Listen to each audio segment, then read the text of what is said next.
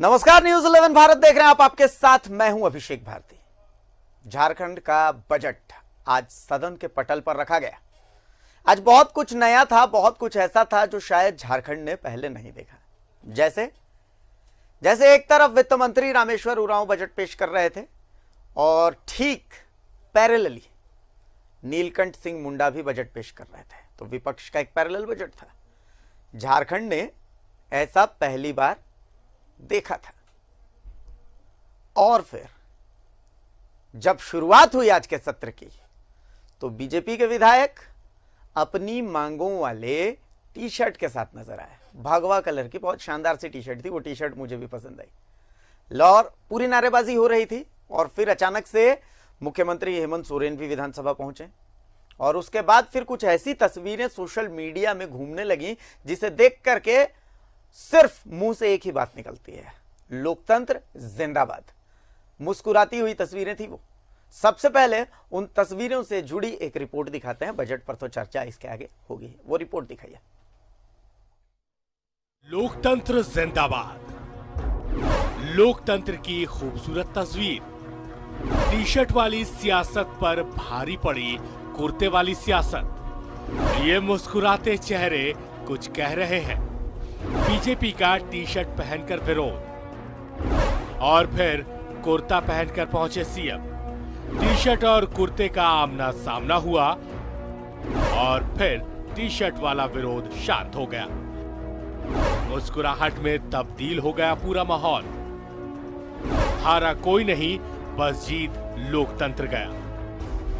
एक बार फिर से लोकतंत्र जिंदाबाद। लोकतंत्र जिंदाबाद। चेहरे पर मुस्कुराहट ले आएंगी। लोकतंत्र की सबसे खूबसूरत तस्वीरें हैं ये। इन तस्वीरों को देख करके किसी के भी चेहरे पर मुस्कुराहट आएगी। तो लोकतंत्र के हमने आपको बहुत खूबसूरत सी तस्वीर दिखाई। ये तस्वीर आज दिखानी बहुत जरूरी हो जाती है। और अब चूंकि इन तस्वीरों को हमने देख लिया है, तो अब बजट पर चर्चा भी होनी चाहिए। बजट आज पेश हुआ है। वित्त मंत्री रामेश्वर उरांव ने बजट पेश किया है। दिन भर हमने आपको दिखाया कि बजट में क्या है क्या नहीं है, सब कुछ तो हमने आपको समझा दिया है। लेकिन सबसे जरूरी यह है समझना कि माननीय जो हमारे हैं वो बजट को कैसे देखते हैं। बजट के लिए सत्ता पक्ष का भी सुझाव बहुत जरूरी है और विपक्ष का सुझाव तो उससे ज्यादा जरूरी है। तो हमने आज कोशिश की है कि हम विपक्ष को भी यहां पर बुलाएं, साथ ही हमारी कोशिश यह है कि हम सत्ता पक्ष को भी यहां पर बुलाएं। अब सबसे पहले जो बजट पेश हुआ है, विपक्ष उस बजट को किस नजरिए से देख रहा है, क्या उसको नजर आता है कहां पर कमी रह गई, क्या चीज अच्छी है बजट को लेकर के। तो हमारे साथ फिलहाल विधायक बंधु तिर्की मौजूद हैं और बीजेपी के विधायक अमित मंडल भी हमारे साथ मौजूद हैं और बहुत जल्द हमारे साथ स्टीफन मरांडी जेएमएम विधायक भी जुड़ेंगे। तो सब कुछ होगा, लेकिन सबसे पहले ग्राफिक्स के माध्यम से हम सतही तौर पर देख लेते हैं कि बजट में क्या कुछ खास है, कितने का बजट है और क्या कुछ है। तो वो ग्राफिक्स दिखाइए जिसमें बजट की खासियत हम दिखा सकते हैं। बजट में क्या कुछ खास है उससे जुड़ी ग्राफिक्स को हम आपको दिखा देते हैं कि वित्त मंत्री के पिटारे में क्या है। तो 91,277 करोड़ का बजट है। जाहिर सी बात है झारखंड के विकास दर में गिरावट आई है। कोरोना का काल है, जब देश के विकास दर में गिरावट आई है तो झारखंड में भी आई है। 9.5% विकास दर का अनुमान रखा गया है इस बजट में।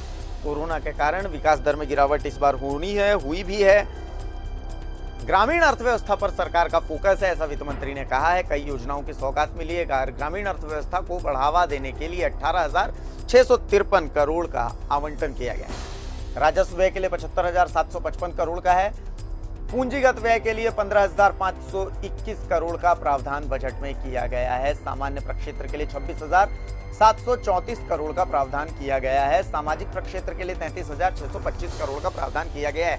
तो ये सतही तौर पर हम आपको बता दे रहे हैं कि कौन सा क्षेत्र है और कौन से क्षेत्र के लिए कितना प्रावधान किया गया है। हालांकि अगर मैं अपनी बात करूं तो मुझे इस बजट से क्या मिला है इसे मैं समझने की कोशिश करूंगा और माननीय हमारे साथ बैठे हुए हैं तो मैं सीधा रुख उन्हीं का करता हूं कि भाई क्या कुछ है इस बजट में। तो सबसे पहले बीजेपी के विधायक अमित मंडल साहब हमारे साथ मौजूद हैं। मंडल साहब बहुत स्वागत आपका। बंधु तिर्की साहब हमारे साथ मौजूद हैं, विधायक हैं मंडर से। बंधु दा, बहुत बहुत स्वागत आपका न्यूज़ 11 भारत में। और बहुत जल्द स्टीफन दा भी हमारे साथ जुड़ेंगे, झारखंड मुक्ति मोर्चा से विधायक हैं। अमित जी, किस तरीके से देखें बजट को? देखिए, सबसे पहले ये समझने की बात होगी कि ये बजट में नया क्या है। स्वाभाविक सा तौर है, मैंने पहले भी कहा है कि जैसे जैसे सेशन बढ़ेगा वैसे वैसे बजट भी बढ़ता चलेगा। पिछले बजट से ये बजट का आकार बढ़ा रहा है, लेकिन इस बजट में नया कुछ नहीं है। कोरोना काल रहा, 1 साल का कोरोना काल रहा, जिसमें सरकार ने 30% छोड़ दिया जाए, बाकी बजट के शेष राशि को खर्च नहीं किया। अब मान लीजिए कि बजट की शेष राशि को खर्च नहीं किया, तो उस शेष राशि का हुआ क्या? अगर उसको हम लोग पैंडेमिक में यूज कर रहे हैं तो क्या सदन के माध्यम से उसका हम लोगों ने स्वीकृति ली कि नहीं ली, इसको भी सोचने की समझने की जरूरत है।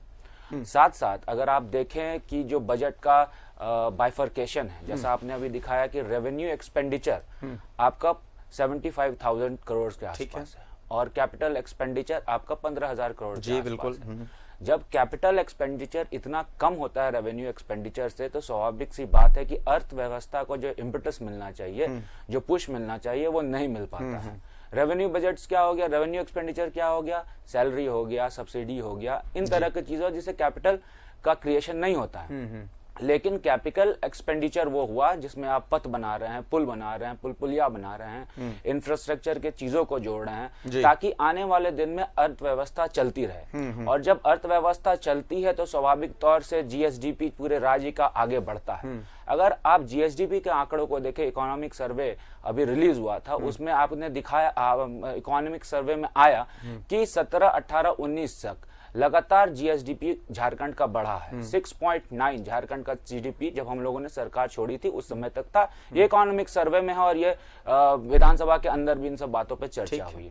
आने वाले दिन में अनुमान है कोविड का है, अर्थव्यवस्था घटेगी, लेकिन जब अर्थव्यवस्था घटेगी तो उसको एक पुश देने के लिए कैपिटल एक्सपेंडिचर को यहाँ ज्यादा करने की जरूरत थी, जो कहीं ना कहीं मुझे लगता है कि बजट में नहीं दिखा।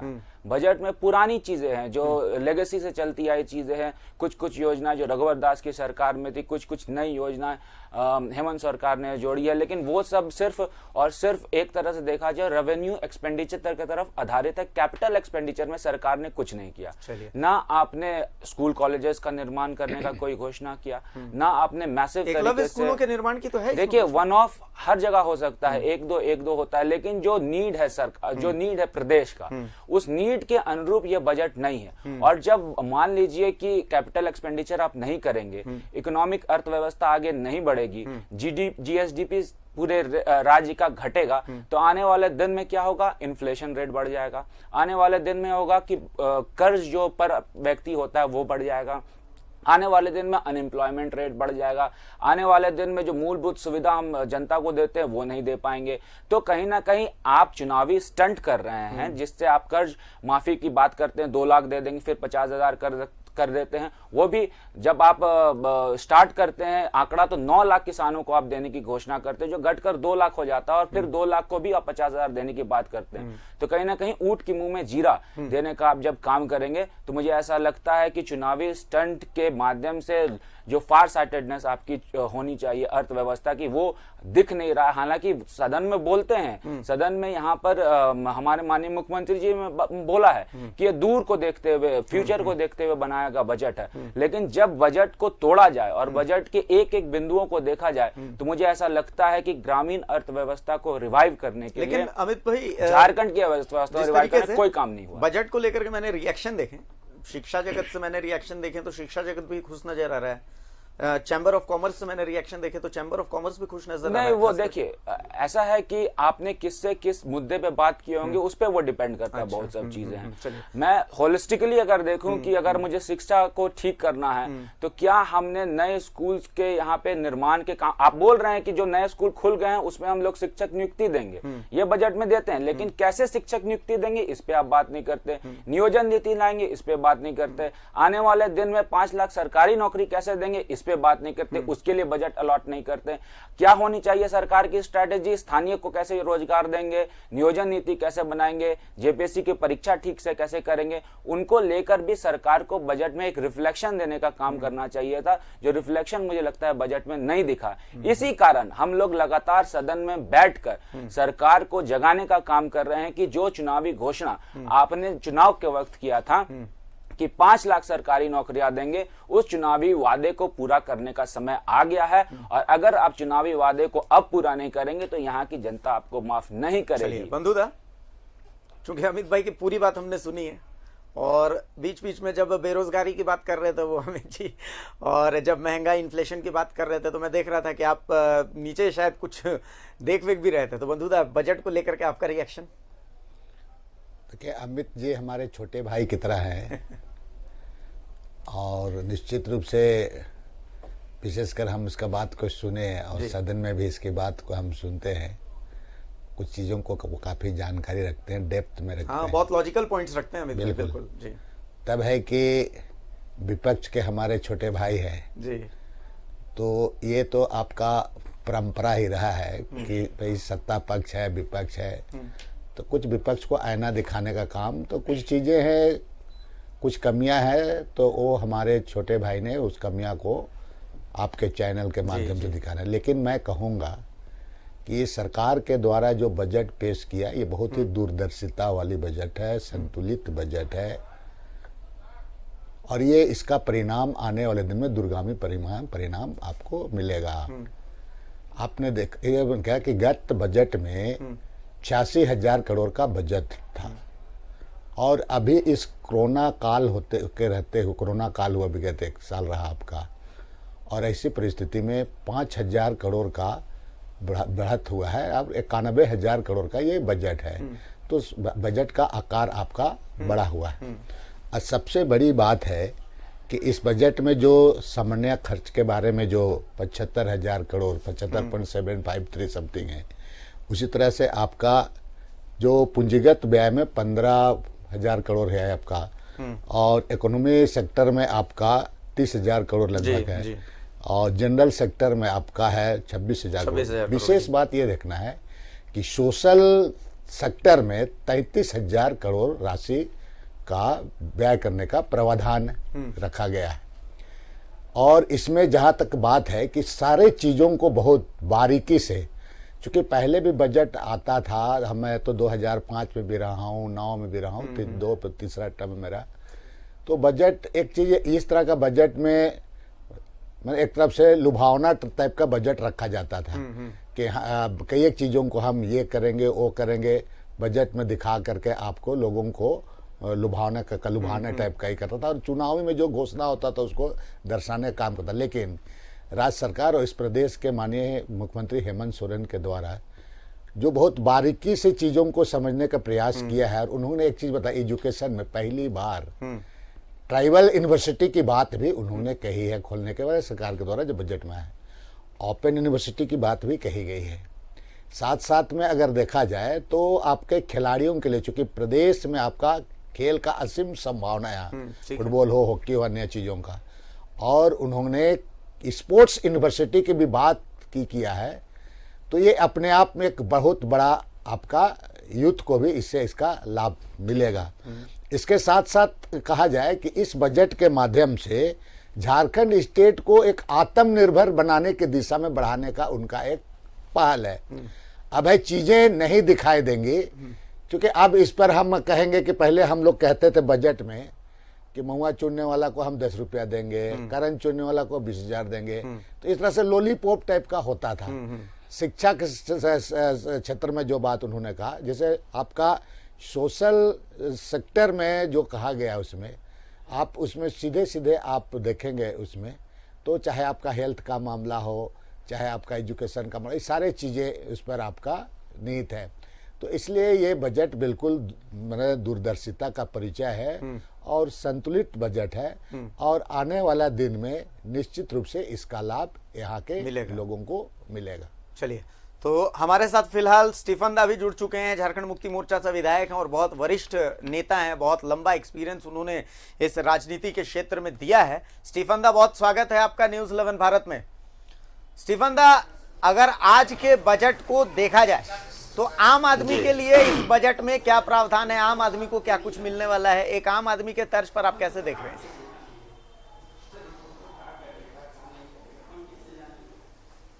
देखिए, ये जो बजट है जी, एक ऐसी परिस्थिति में से हम गुजर रहे हैं जो कोरोना के जनित संकट के बावजूद जो पिछले फिनेंशियल ईयर का बजट रहा है उनसे हम 500 करोड़ आगे चल रहे हैं और एक बहुत बड़ा चुनौती भरा ये समय है। इसके बावजूद भी बहुत सारे ऐसे हम लोग ने उपबंध किए हैं बजट में जो ग्रामीण स्तर के जो चीजें हैं, चाहे ग्रामीण विकास हो, चाहे जल संसाधन हो, पेयजल हो, ये जो बुनियादी जो समस्या है, बुनियादी समस्याओं को समाधान की दिशा में ये एक यथार्थ बजट है, एक फैक्चुअल हम लोगों ने इसको प्रस्तुत किया है। ये पहले जैसा जो अभी बंधु जी कह रहे थे लुभावना वाला कोई बजट ऐसा नहीं है, बिल्कुल फैक्ट है कि हम किस चीज को लेकिन हम एक जमीन सवाल पर एक उतार सवाल है, सकते हैं। बजट में ऐसे बजट है जो और प्रावधान है, ग्रामीणों को जो बजट में जो प्रावधान है कि 17,891 करोड़ रुपए केंद्रीय सहायता से, केंद्रीय करों से सरकार जुटाएगी। अब सवाल ये उठता है कि ये प्रावधान तो कर दिया गया है, लेकिन आप देखिए कि आप हमारी जो बकाया जीएसटी है वो अटकी पड़ी हुई है। हमारा जो जमीन अब तक केंद्र के पास है, जैसे रेलवे की जो जमीन है तो रेलवे के पास हमारा 45,000 करोड़ का बकाया है। तो इस तरीके के ये जो बकाये हैं ये हमें मिल नहीं रहे हैं। तो ऐसी स्थिति में ये राशि कैसे जनरेट होगी? 17,891 करोड़ रुपए को केंद्रीय सहायता से अगर जनरेट करने का प्लान है तो क्या उसका कोई प्लान है कि वो कैसे ली जाएगी?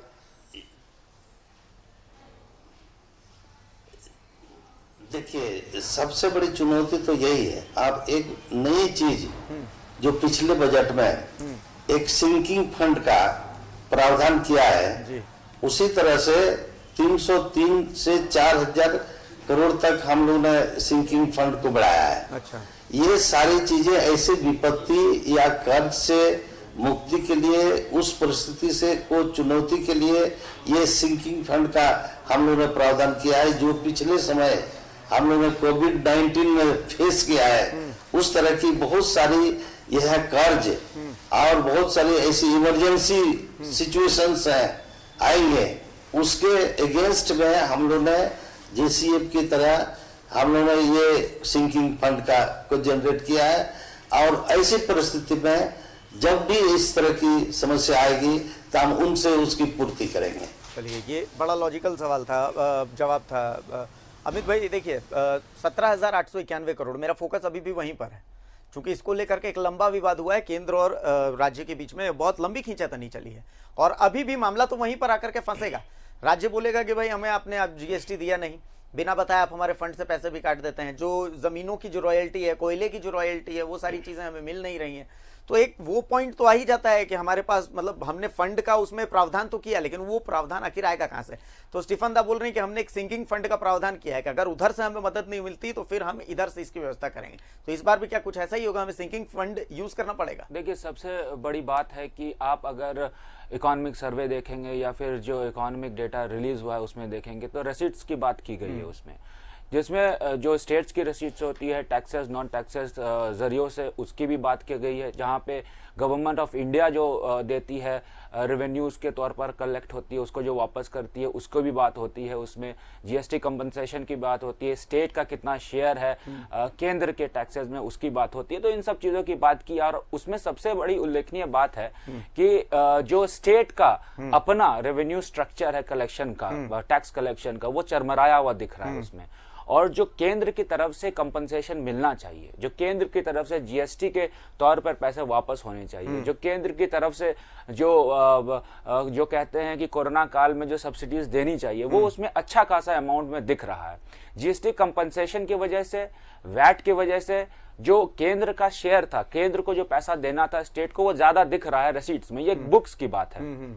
इसमें जैसे स्टीफन दा बता रहे थे या आप इस बात को उल्लेख करते थे कि जीएसटी का पैसा कहां जाएगा, तो जीएसटी का पैसा अभी हम लोगों ने, केंद्र सरकार ने ऑप्शन 1 पूरे स्टेट्स को दिया है। सिर्फ झारखंड की ये बात नहीं है, पूरे स्टेट्स को दिया है और झारखंड ने भी ऑप्शन 1 को सेलेक्ट किया है। यानी कि अब झारखंड भी लोन लेकर अपने वित्तीय प्रबंधन को ठीक कर सकती है और फिर जब समय आएगा तो लोन को वापस किया जाता है। उसमें रेट्स में भी सब्सिडी दी गई है और FRBM जो रेट होता है, जो स्टैंडर्ड होता है कि FRBM से ज्यादा हम लोग कहीं भी बोरो नहीं कर सकते, उसमें भी रिलैक्सेशन देने की बात केंद्र सरकार ने कही है। तो केंद्र सरकार ने अपनी तरफ से मदद राज्यों को किया, सिर्फ झारखंड ही को नहीं, हर राज्य को किया है।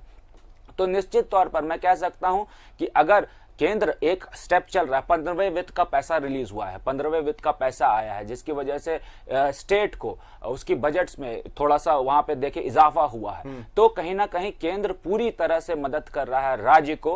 राज्य को अब क्या करना चाहिए कि अपने टैक्सेस को और मजबूत करना चाहिए, कलेक्शन मैकेनिज्म को। और मैं धन्यवाद दूंगा बंधु जी का, स्टीफन मरांडी जी का, काफी वरिष्ठ नेता हैं और मैं उनसे सीखता हूं कि किस हिसाब से अगर आप सत्ता पक्ष में भी बैठे हैं तो सरकार को आईना दिखाने का काम करते हैं। अभी पता होगा कि लोबेन जी ने एक मामला उठाया था जिसमें 400 ट्रक को साहेबगंज में रोका गया था। और मैं इस बात को इसलिए जिक्र कर रहा हूं क्योंकि साहेबगंज एक ऐसा जगह है जहां से अवैध खनन की ढुलाई बिहार ही नहीं, यहां से लेके बंगाल जाती है और दिल्ली तक यहां से चिप्स जाता है।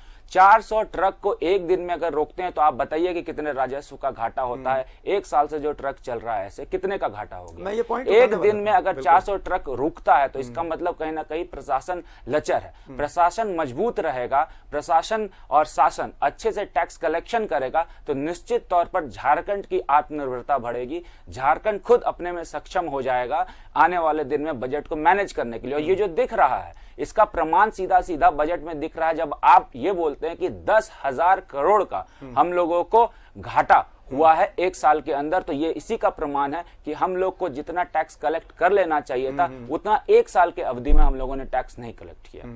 अच्छा बंधुदा, चूंकि सवाल एक बहुत जरूरी है, आप तो चूंकि शिक्षा के क्षेत्र से जुड़े रहे हैं, शिक्षा मंत्रालय आपने संभाला भी है और अमित जी का आरोप भी यही है कि शिक्षा और रोजगार इन दो प्रक्षेत्रों को लेकर के बहुत ज्यादा विजन नजर नहीं आता है बजट में। रोजगार को लेकर के तो विशेष, जैसे अगर केंद्रीय बजट की बात करें तो केंद्रीय बजट में मुद्रा योजना और इस तरीके से बहुत सारे प्रावधान किए गए।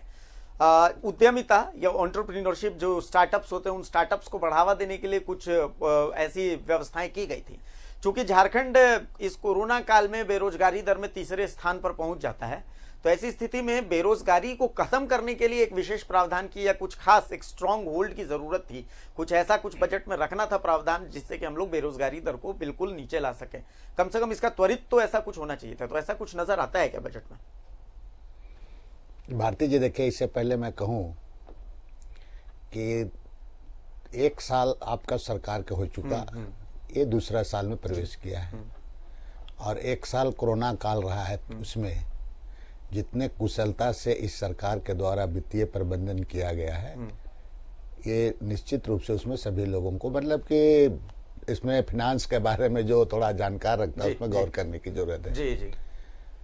और जहाँ तक आपका रोजगार के बारे में मुख्यमंत्री जी बार बार कहते हैं कि भाई हम अपने को कितना स्ट्रोंग करें, और झारखंड में ये संभव है। और मुख्यमंत्री बिल्कुल अपने आत्मबल को दर्शाते हैं कि भाई हम इतना मजबूत हो जाएं कि दूसरे से हमको भीख मांगने का जरूरत ना हो। और उन्होंने फोकस विशेषकर आत्मनिर्भर बनाने की दिशा में कर रहे हैं। जहाँ तक आपका रोजगार वगैरह की जहाँ की बात आ रही है, तो ऐसे भी ये प्रदेश काफी विगत 20 वर्षों में रोजगार के नाम से बिल्कुल ही मैंने उलझा हुआ है पूरा। चाहे आप सहिया की बात करें, CRP BRP की बात करें, पारा शिक्षक की बात करें, पंचायत सचिव की बात करें, और जितने भी तरह के आपके जो वैकेंसी वगैरह नियुक्ति वगैरह रहा है, हर चीज़ों में अगर आप कहें कहीं नियुक्ति भी हुआ तो लोग कोर्ट चले गए, कहीं आपका शेड्यूल एरिया, नॉन शेड्यूल इलाका में, कई एक मामले में अभी भी आपके विपक्ष के हमारे साथी लोग जो पूर्व में बनाया गया नियुक्ति का जो नियमावली था, नियोजन नीति था, वो रद्द होना, लेकिन हम उसको रद्द होने पर उसका हम तार्किक रूप से हम अभी यहाँ समय नहीं है, लेकिन उसको रद्द होना भी सही था। तो ये सारे चीज़ों के पचड़ा में पूरा उलझा दिया गया। हम चाहेंगे कि फिर एक बार हम कहेंगे पॉलिटिक्स से हट करके अमित जी, ये लोग, इनका एजुकेशन भी बहुत हायर इस जगह से हुआ है, ऐसे लोगों को सरकार को भी आलोचना भी कीजिए, हेल्दी आलोचना करें, लेकिन सुझाव भी दें। अच्छा बात है, ये रोजगार जो स्थिति बना हुआ है, क्योंकि संजोग से हम लोगों को 2 साल 3 साल का अवसर मिला है, और हमारे स्टेफन दा भी काफी पुराने आदमी हैं, तो युवा मुख्यमंत्री है, ठीक है, पार्टी से हटकर कोई चीजें हैं, पार्टी का एक हम लोगों का रहता है कि भाई पार्टी में पार्टी लाइन पर चलना पड़ता है, लेकिन कुछ यंग लोगों को और ऐसे एजुकेटेड लोग जो हाईली एजुकेटेड हैं, बाहर स्टेट से, बाहर से पढ़ के आए हैं, विदेश से पढ़ के हैं, और वो पॉलिटिक्स में आया, मैंने उसका एक बहुत बड़ा सेक्रीफाइस है। बिल्कुल, बिल्कुल। और विशेषकर अमित जी का फादर को मैं हमारे दोस्त जैसे रहे मैं जानता हूँ, और कुछ लोग हैं सदन में, लेकिन अवसर अगर मिलेगा तो देखिए पार्टी से हटकर लोग काम करेंगे। मैं ऐसे दोस्त, मैं भाई को कहूँगा कि ऐसे चीज़ों को कुछ सलाह बिल्कुल सुझाव देने का जरूरत है जी। ठीक है, हम चैनल के माध्यम बहुत चीज को आलोचना कर लेंगे, मुख्यमंत्री को हम कुछ बात कर लेंगे, पूरा किसी के बारे कर लेंगे, लेकिन अमित लोग एक एसेट है इस स्टेट का, एसेट है, अभी यंग है, अभी पॉलिटिकल करियर है उनका, पॉलिटिकल करियर है। मैं उसको इसके लिए मैं पोला रहा नहीं रहा नहीं कर, लेकिन रियल में हम जानते हैं कि आज हाउस में कितने लोग हैं फ्लुएंटे तरीके से कुछ चीजों को इंग्लिश को समझते हैं पूरा। तो इसलिए हम चाहेंगे कि बहुत अच्छा ही है। अब जहाँ तक बात है कि भाई बजट में महिलाओं को भी ध्यान दिया गया है, आपको एग्रीकल्चर में कुछ किया, हाँ, लेकिन सरकार को भी जिन चीजें हैं इसको इम्प्लीमेंटेशन पदाधिकारियों के भरोसे में रहेगा। तो ऐसी परिस्थिति में जो सरकार का, माननीय मुख्यमंत्री का जो दूरदर्शिता है, उसको हम धरातल पर नहीं उतार पाएंगे। इसीलिए पदाधिकारियों को थोड़ा यहाँ पर जो पुराना ढर्रा को थोड़ा छोड़ना होगा और काम करना होगा। खर्च सही तरीके, जितना राशि लिया गया है उस राशि का सही समय में खर्च हो, देखे कि भाई अगले 6 महीना में राशि का टाइम बाउंड होना चाहिए, टाइम बाउंड होना चाहिए, आम लोगों को लाभ मिले। झारखंड ऐसे प्रदेश में इतना रिचेस्ट स्टेट है, तब भी यहाँ पर गरीबी है, ये सारी चीजों को सोचने की जरूरत है। बिल्कुल अमित भाई, एक बार आऊंगा मैं आपके पास, एक बार मैं स्टीफन दा से इसी पर प्रतिक्रिया ले लेता हूं, क्योंकि स्टीफन दा देखिए, आप तो झारखंड जब से बना और आज झारखंड क्या है आप देख रहे हैं, सब कुछ आपके सामने है। जल जंगल जमीन आपकी पार्टी का भी नारा है, और हमने तो कई बार स्टीफन मरांडी को अपनी ही पार्टी के खिलाफ बिगुल भी फूंकते देखा हुआ है, जहां गलत है गलत को गलत कहते भी देखा है। बेरोजगारी एक ऐसा मुद्दा है जिस पर चर्चा होनी चाहिए, और एक सशक्त चर्चा की इस पर जरूरत है। हो सकता है पॉलिटिकल डिफरेंसेस हों, लेकिन आज के बजट की अगर बात करें तो क्या ऐसा नजर आता है कि बेरोजगारी को हटाने के लिए कुछ प्रावधान किए गए हैं? क्योंकि बड़ा अजीब सा लगता है जब हम देखते हैं कि झारखंड कोरोना काल में बेरोजगारी में तीसरे पायदान पर पहुंच जाता है। जिन मजदूरों को प्लेन से आपकी पार्टी लेकर के आई, मुख्यमंत्री कहते हैं कि हाँ भाई, पैदल चलने वाले को हमने प्लेन से हम वापस लेकर के आए, और हमने उसके लिए ताली भी पीटी, हमें इसमें कोई गुरेज नहीं है, बिल्कुल ये फख्र की बात है हमारे लिए। लेकिन जब उन्हीं मजदूरों को हम वापस जाते देखते हैं तो हमें फिर से दुख होता है। तो इसके लिए एक सशक्त रणनीति, एक सशक्त प्रावधान की जरूरत थी बजट में। स्टीफन दा,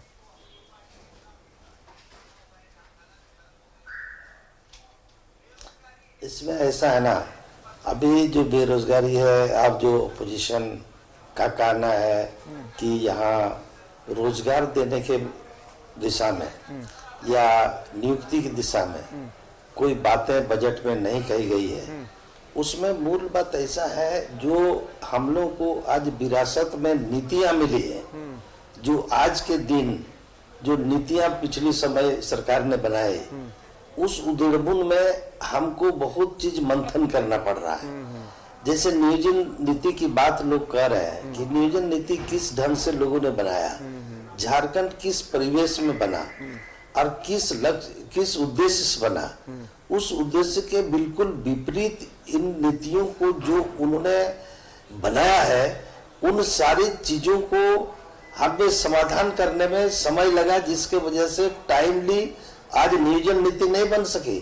हम सामाजिक संगठन से, यहाँ के लोगों की भावनाओं से, तमाम लोगों से कंसल्ट करके झारखंड की भावनाओं के अनुरूप जो यहाँ के मूलवासी आदिवासियों के लिए जो नीतियां बननी चाहिए, उन नीतियों को हम बनाने का प्रयास कर रहे हैं, जिसके वजह से मैं कह सकता हूं और कहने में मुझे कोई इतराज नहीं है कि आज हम नियुक्ति के मामले में हम नहीं दे सके हैं बजट में। निश्चित रूप से बहुत जल्द ही नियोजन नीति बनेगी। हमने ग्रामीण लोगों के रोजगार को जोड़ने का बजट में बहुत प्रावधान किया है, जो सामाजिक क्षेत्र में दिखता है इस बजट में। अभी सिर्फ हमें अनएम्प्लॉयमेंट, जो आज यहाँ के बेरोजगार नौजुवक हैं, उनकी बहाली, जो शिक्षकों की बहाली है, बहुत सारी रिक्तियां हैं, उन सारी रिक्तियों को भरने के लिए जब तक नियोजन नीति यहाँ के लोगों की भावनाओं के अनुरूप हम सोच समझ के नहीं बनाएंगे, जो एक बहुत सेंसिटिव मामला इस राज्य के लिए है, स्थानीयता नीति, जब तक हम इसको नहीं हम समेट लेते हैं, बना लेते हैं, तब तक शायद आगे बढ़ने में थोड़ी सी हमें दिक्कत है। और ये दिक्कत पैदा किया पिछली सरकारों के गलत नीतियों की वजह से, जो यहाँ पर जन आक्रोश यहाँ पर फैलाया है, उन सारी चीजों को भी कैसे हम सेट करेंगे, हम उसको कैसे शांत करेंगे, हम उनके अनुसार, उनकी भावनाओं के अनुरूप हम यहाँ की नीतियों को जब बनाएंगे, तभी हम इस दिशा में आगे बढ़ सकेंगे। जो बजट में नहीं दिखता है यार, वही लोग पॉइंट आउट करते हैं, ये कोई बड़ी बात नहीं है। हम इसको बहुत गंभीरता से लिया है और उसको करके हम निश्चित रूप से नियोजन नीति, स्थानीयता नीति जल्दी करके हम इस दिशा में आगे बढ़ेंगे। चलिए, अमित भाई कुछ कहना चाह रहे थे आप? देखिए, सबसे पहले मैं कुछ बातों का यहाँ उल्लेख करना चाहता हूँ। स्टीफन दा काफी पुराने अनुभवी नेता, उनसे हम लोग सीखते हैं। दादाजी के समय से मेरा उनसे संबंध रहा है। बंधु तिर्की जी है यहाँ पे, पिताजी के साथ उनका संबंध रहा है, और मैं थर्ड जनरेशन का पॉलिटिशियन यहाँ पे हूँ। सबके साथ हो सकता है हमारी विचारधारा अलग हो, ये कांग्रेस के हो, वो जेएमएम के हो, मैं बीजेपी का हूँ, लेकिन तीनों में एक ही चीज कॉमन है, और कॉमन है कि कैसे झारखंड का विकास हो, कैसे स्थानीय युवकों का यहाँ विकास हो, कैसे यहाँ के लोगों को रोजगार मिले। तो कहीं ना कहीं ये हम सबकी नैतिक जिम्मेदारी बनती है कि सही तरीके से सही काम को करें। उदाहरण के तौर पर नियोजन नीति की बात हो रही है, स्थानीय नीति की बात हो रही है, तो आप देखिए कि ये पचड़ा कुछ नया नहीं है। ये जब से पूरा राज्य बना है तब से ये डिबेट चलता आ रहा है कि 1932 होना चाहिए, 1985 होना चाहिए, क्या होना चाहिए, नियोजन नीति कैसी होनी चाहिए। और पहली बार रघुवर दास की सरकार ने हिम्मत दिखा के, जज्बा दिखा के यहाँ स्थानीय नीति भी डिफाइन की और नियोजन नीति भी डिफाइन की। हो सकता है उसमें संशोधन की रूम हो। हम लोगों ने खुद बोला था कि 13-11 जिला को समतुल्य करना चाहिए। कमेटी, बावरी कमेटी बनी, उस पर हम लोगों ने उसको किया भी। दुर्भाग्य है कि वो फिर हाईकोर्ट चला गया मामला और फंस गया। लेकिन आप नौकरियां दे सकते हैं, बिना नियोजन नीति लगाए, बिना स्थानीय नीति डिफाइन किए दे सकते हैं, लेकिन जब वो कोर्ट में जाएगा मामला तो फिर वो फंस जाएगा। और फिर जब फंस जाएगा तो जो जेपीएससी को पहले खत्म होना था, आज हम लोग 7वीं, 8वीं, 9वीं, 10वीं की बात कर रहे हैं, इसको पहले ही खत्म हो जाना चाहिए था, इसलिए क्योंकि कोर्ट में मामला फंसा हुआ था। तो सबसे पहले मेरे ख्याल से हम सभी को मिलके एक डिसीजन लेना चाहिए कि आखिर हम लोगों को करना क्या है। सत्ता पक्ष में तो हम लोग अभी है नहीं। जेएमएम ने कहा कि हम लोग 1932 का खतियान लाएंगे, और कुछ रिफ्लेक्शन जब स्टीफन दा बोल रहे थे तो मैं समझ रहा था कि वो किस तरफ इशारा कर रहे हैं। वो चाह रहे हैं कि 1932 का खतियान लाएंगे, लेकिन कब तक आएगा?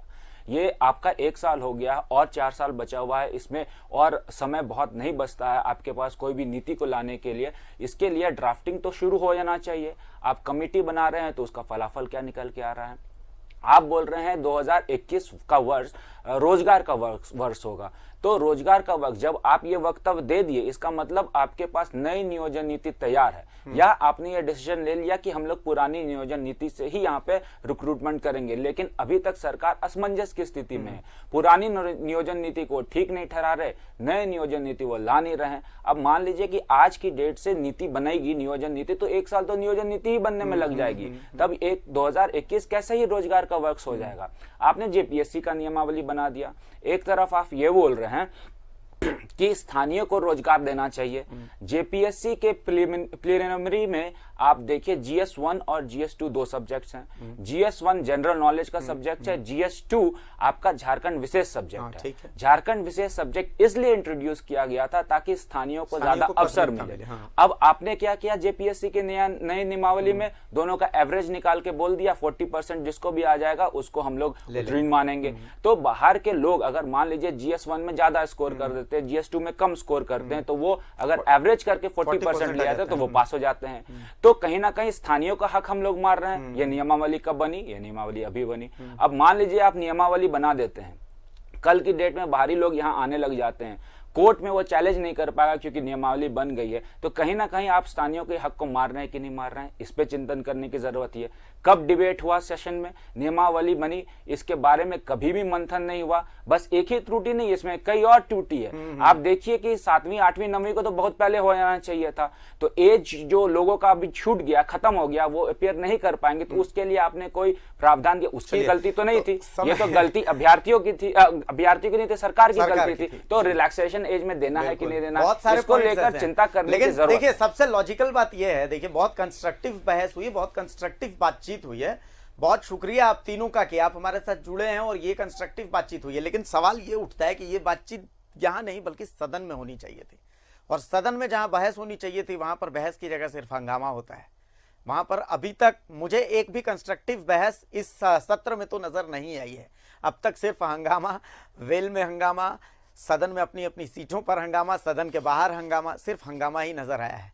तो आप तीनों बड़े विधायक हैं, स्टीफन दा सबसे एक्सपीरियंस विधायकों में से एक हैं, बंधु दा सबसे एक्सपीरियंस विधायकों में से एक हैं, और अमित भाई आप सबसे युवा विधायकों में से एक हैं। तो आप तीनों से मेरी गुजारिश ये है कि इन जिन मुद्दों पर यहाँ पर चर्चा हुई है, इनमें से कई ऐसे मुद्दे हैं जिनका सदन में उठना बहुत जरूरी है, और सदन में इन्हें लेकर के चर्चा बहुत जरूरी है। तो अगर आप यहाँ पर बैठे हैं तो लोकतंत्र के मंदिर में इन मुद्दों को जरूर उठाएं और एक कंस्ट्रक्टिव बहस वहां पर हो। और वादा हमारा है कि न्यूज़ 11 भारत पूरे झारखंड को ये बहस लाइव दिखाएगा। तो कोशिश यही होनी चाहिए कि हंगामा की जगह बाकी आगे बातचीत हो। और रहा बजट का सवाल, तो बजट पर तो पूरे दिन की कवरेज हमने दिखाई है, आपको भी समझ में आ गया होगा कि बजट में आपके लिए क्या है। अगर कुछ त्रुटियां हैं तो उम्मीद है कि उन त्रुटियों में जो चीजें रह गई हैं बजट में, प्रावधान में, वो अमित भाई सदन में मुद्दा उठाएंगे तो उन त्रुटियों को सरकार जो है वो खत्म करेगी। बहुत शुक्रिया बंधुदा आपका, बहुत शुक्रिया अमित मंडल साहब आपका, बहुत शुक्रिया स्टीफन दा आपका कि आप तीनों हमारे साथ जुड़े और इस कंस्ट्रक्टिव बहस का हिस्सा बने। एक छोटे से ब्रेक के लिए जा रहे हैं, ब्रेक के बाद जब वापस आएंगे तो आपको हम दिखाएंगे कि मालूमात में फाड़ी नहीं बल्कि घूसखोरी हो रही है। एक छोटा सा ब्रेक।